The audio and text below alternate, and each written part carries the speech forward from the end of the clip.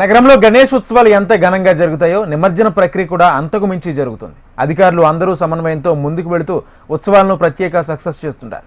ఈ ఏడాది కూడా అన్ని శాఖల సమన్వయంతో ముందుకు వెళ్ళబోతున్నామని అధికారులు అంటున్నారు. ముఖ్యంగా స్వచ్ఛతకు పెద్దపీట వేస్తూ జీహెచ్ఎంసీ కీ రోల్ పోషించబోతుంది. గణేష్ నిమజ్జనాన్ని సజావుగా సురక్షితంగా నిర్వహించేందుకు వీలుగా అధికారులు అన్ని ఏర్పాట్లను పూర్తి చేస్తుంది. ఈసారి నిమజ్జనాలు హుస్సేన్ సాగర్, సరూర్ నగర్ చెరువు, ఐడియల్ చెరువు, సఫిల్గూడ చెరువు సహా 20 ప్రధాన చెరువుల్లో జరుగుతాయి.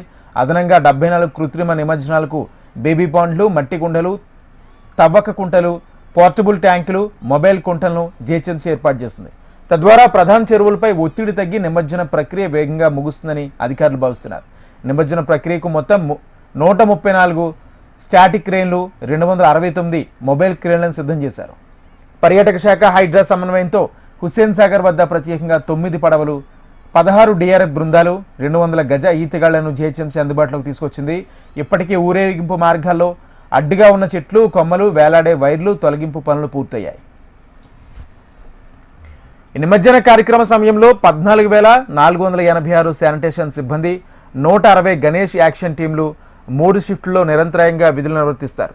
గణేష్ మండపాల వద్ద వ్యర్థాల సేకరణకు 15 లక్షల ట్రాష్ బ్యాగులు పంపిణీ చేశారు.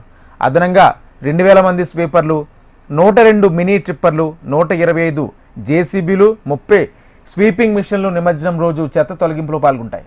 మరోవైపు నిమజ్జన ప్రక్రియను చూడడానికి వచ్చే భక్తుల కోసం 309 మొబైల్ టాయిలెట్స్, 56,187 లైటింగ్ పాయింట్లు ఏర్పాటు చేశారు.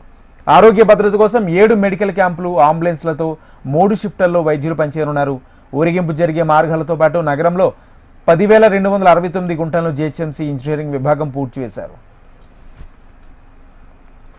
గత సంవత్సరంలాగా ఈ ఏడాది కూడా గణేష్ నిమజ్జన ప్రక్రియ జీహెచ్ఎంసీ సర్వం సిద్ధం చేస్తుంది.